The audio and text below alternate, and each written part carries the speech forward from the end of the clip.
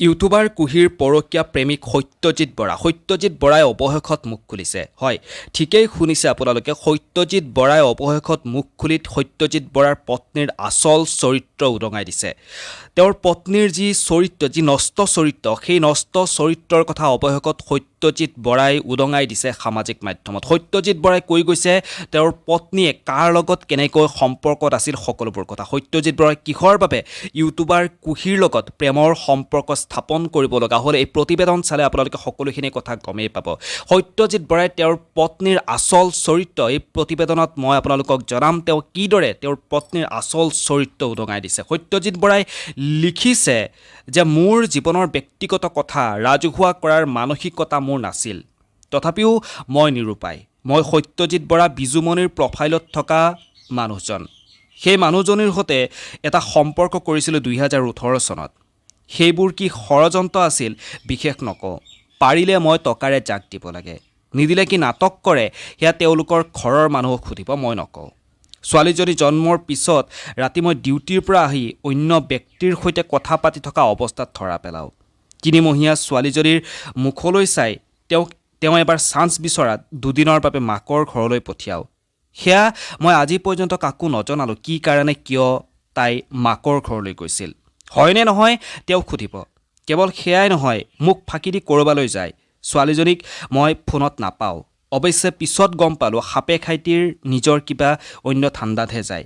নিজৰ ভিনীয়েকৰ লগত তাইৰ কি সম্পৰ্ক সেয়া কথা পিছতহে জানো। দুলীয়াজানত ছোৱালীজনীৰ স্কুলৰ সুবিধাৰ বাবে ভাড়া ঘৰ এটা লৈ দিলোঁ। তাত তাই ভিনীয়েকক আনি ৰাখে, সেয়া মই গমেই নাপাওঁ। সুবিধা হ'ব বুলি স্কুটি এখন লৈ দিলোঁ, পিছে তেওঁৰ কাৰোবাৰ গাড়ীতহে অহা যোৱা কৰে। মোক নজনোৱাকৈ ঘৰ খালী কৰিলে। ভাড়া দিবলৈ ফোন কৰোঁতেহে মই জানো যে তেওঁ ঘৰ খালী কৰিছে, অথচ মই গমেই নাপাওঁ। এইবোৰ কথা জনাৰ পিছত মই কি তেওঁক মূৰৰ ওপৰত লৈ নাচিব লাগিছিল? মোৰ ছোৱালীজনীক বিভিন্ন কামত জখলা হিচাপে ব্যৱহাৰ কৰি আছে। আজি 2 বছৰৰ পৰা তেওঁৰ সৈতে মোৰ সম্পৰ্ক নাই। বৰ্তমান লখিমপুৰ কোৰ্টত ডিভোৰ্চ কেছ চলি আছে। আপোনালোকে যিটো কৈ আছে আইনী ব্যৱস্থা, সেয়া ইতিমধ্যে মই কৰিছোঁ। তেওঁ মোৰ ওপৰত হোৱাই নোহোৱাই অযথা কিছুমান আৰোপ লগাইছে। DGP অফিচ, SP অফিচ, এইদৰে তেওঁ ইতিমধ্যে সত্যজিৎ বৰাই টেগ কৰিছে। আৰু সত্যজিৎ বৰাই তেওঁৰ পত্নীৰ যি চৰিত্ৰ, সেই চৰিত্ৰৰ কথা ইতিমধ্যে উদঙাই দিছে। আপোনালোকে সকলোৱে গম পায়, সামাজিক মাধ্যমত এইকেইদিন তোল পাৰ লাগি আছে ইউটিউবাৰ কুহিৰ যি পৰকীয়া প্ৰেম, সেই পৰকীয়া প্ৰেমৰ কথা।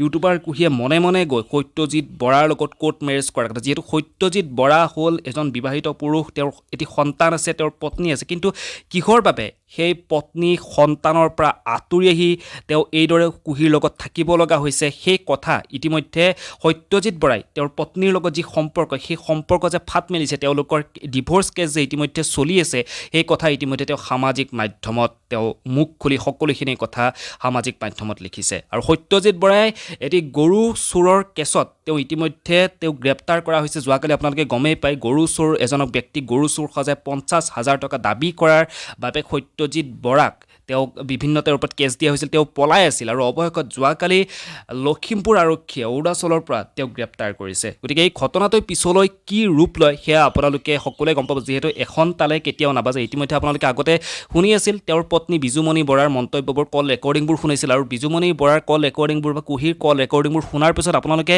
সত্যজিৎ বৰাক দোষাৰোপ কৰিছিল। কিন্তু এতিয়া সত্যজিৎ বৰাই যিখিনি কথা ইতিমধ্যে সামাজিক মাধ্যমত লিখিছে, তেওঁ যিদৰে মুখ খুলিছে, এই কথাখিনিৰ পৰা ক'ৰবাত চাবলৈ গ'লে সত্যজিৎ বৰাৰ পত্নীও কিন্তু সম্পূৰ্ণৰূপে জগৰীয়া। বাকী আহি থকা খবৰবোৰ মই আপোনালোকক প্ৰতিটো মুহূৰ্ততে দি যাবৰ কাৰণে চেষ্টা কৰিম। আৰু প্ৰতিবেদন চাই কেনেকুৱা পালে আপোনালোকে জনাবৰ কাৰণে একেবাৰে নাপাহৰিব। এই ভিডিঅ'টোৰ পৰা ইমানতে বিদায় লওঁ, ধন্যবাদ, পুনৰ লগ পাম।